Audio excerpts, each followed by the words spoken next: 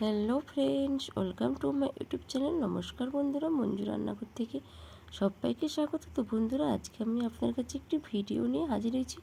টক ঝাল মিষ্টি মুখরোচক আমের আচার। সবার বাড়িতে আম আছে। আমার এই পুরো ভিডিওটি দেখে আপনারা আমের আচার বাড়িতে বানিয়ে আমাকে কিন্তু কমেন্ট করতে ভুলবেন না।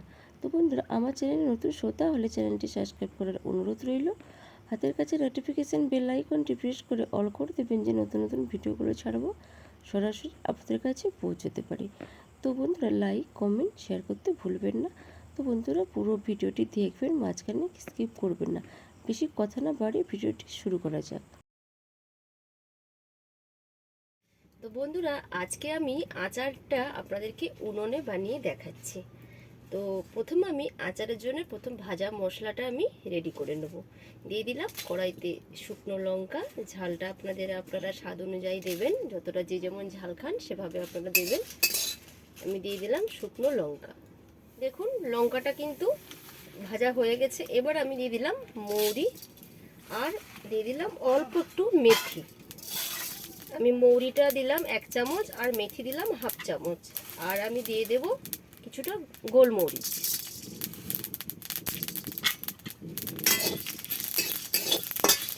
মশলাটা যেন না পুড়ে যায়, এটা কিন্তু লক্ষ্য করতে হবে।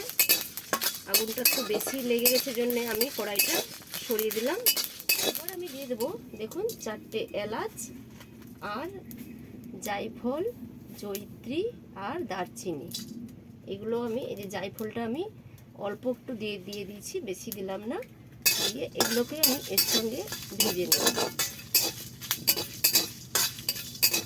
আমি উনুনে বসাচ্ছি না, উনুনের আগুনটা খুব জোর হয়ে গেছে, তার জন্য আমি উনুনে চাপাচ্ছি না। এবার আমি দিয়ে দিচ্ছি গোটা জিরে।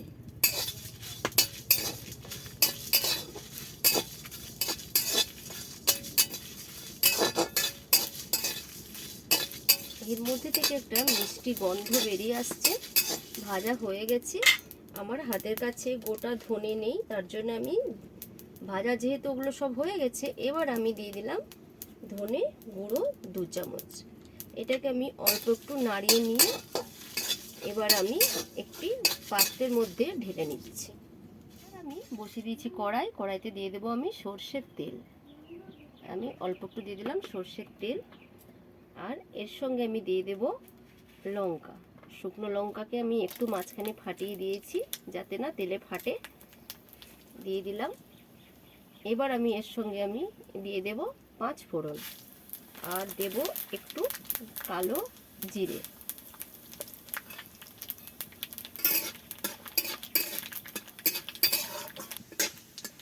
এবার আমি দিয়ে দেব আম। তো বন্ধুরা, আমি আমটা কাটা আপনাদেরকে দেখাইনি। আমি আমটা আগের দিন রাত্রেবেলা কেটে রেখেছিলাম, দিয়ে আমি একটা রোদ্রু আমি আমটাতে খাইয়েছি। এক রোদ্রুতে কিন্তু আমি আচার বানিয়ে নিচ্ছি। তো আমি কিন্তু নুনও দিইনি আর হলুদও দিইনি, এমনি আমটাকে কেটে আমি রোদ্রুতে দিয়ে দিয়েছিলাম। এবার আমি এর মধ্যে দিয়ে দেব স্বাদ অনুযায়ী লবণ আর অল্প হলুদ। আশা করি বন্ধুরা আমি আপনাদেরকে বুঝাতে পারলাম যে আমি আমটা কিভাবে কেটেছি। তো আমি কিন্তু নুন দিইনি, আপনারা নুনটা না দিয়েই রোদ্রুতে শুকনো করে নেবেন।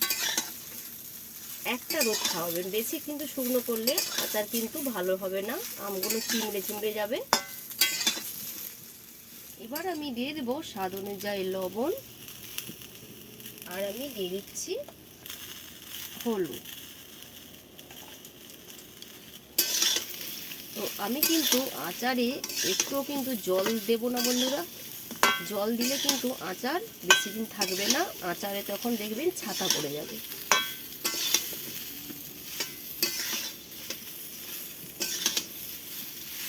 তো আমি আমটা নিয়েছি 1 কেজি আর চিনিও আমি দিচ্ছি 1 কেজি।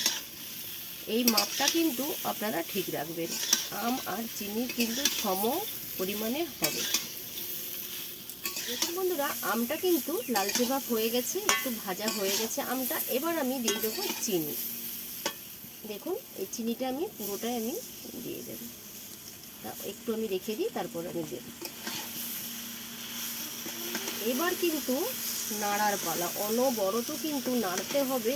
আর আগুনটা কিন্তু একেবারে লোতে করে দিতে হবে, আগুন কিন্তু বেশি দেওয়া যাবে না। আর কোনোভাবেই না আচার না লেগে যায়, লেগে গেলে কিন্তু এর স্বাদটা পুরো নষ্ট হয়ে যাবে।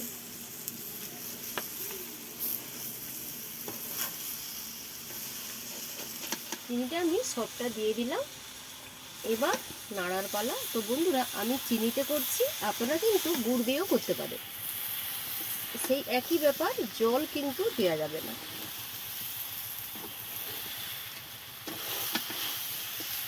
দেখুন বন্ধুরা, আমি কিন্তু একটু জল দিইনি, দেখুন চিনিটা গলে কতটা জলে পরিণত হয়ে গেছে, রসে। মানে এবার কিন্তু এটাকে অনবরত কিন্তু নাড়তে হবে। আমি 40 থেকে 45 মিনিট আম আর চিনিটাকে আমি পাকিয়েছি। এবার আমি এটাকে রেখে দেব। আমি কিন্তু গুঁড়ো মশলাটা এখন দেব না। 8 থেকে 10 ঘন্টার জন্য আমি এই চিনির শিরার মধ্যে আমটাকে ভিজাতে রেখে দেবো, মানে ভিজিয়ে রেখে দেব। 8 থেকে 10 ঘন্টা পর আপনাদের সঙ্গে আমার দেখা হচ্ছে। 8 থেকে 10 ঘন্টা পর আমি দেখুন আচারটা আবার আমি বসিয়ে দিয়েছি চিনি শিরার মধ্যে যে ভিজিয়ে রেখেছিলাম। এবার আমি মশলা দিয়ে দেবো। আমি যে দেখুন গুঁড়ো মশলাটা যে আমি করে রেখেছিলাম, মশলাটা এবার আমি অল্প অল্প করে এর মধ্যে আমি ছড়াতে থাকবো। তো বন্ধুরা, আমি যে এইভাবে আপনাদেরকে আচারটা বানিয়ে দেখালাম, বাড়িতে আপনারা একবার বানিয়ে খেয়ে দেখবেন, খুব খুব সুন্দর লাগবে। আর সারা বছর আপনারা এইভাবে রাখতে পারবেন, যে নষ্ট কিন্তু হয়ে যাবে না। আমি কিন্তু একটু কিন্তু এতে কোনো জল দিইনি। আর এইভাবে আপনারা আচারটা বানিয়ে আমাকে কমেন্ট করতে কিন্তু ভুলবেন না যে আপনাদের কেমন লেগেছে। বন্ধুরা, আমার এখানে আচার রেডি, এবার শুধু সার্ভ করার পালা। তো আমার এই পুরো ভিডিওটি দেখার জন্য আপনাদের কাছে অসংখ্য ধন্যবাদ। আবার আপনাদের কাছে নতুন ভিডিও নিয়ে হাজির হব। টাটা।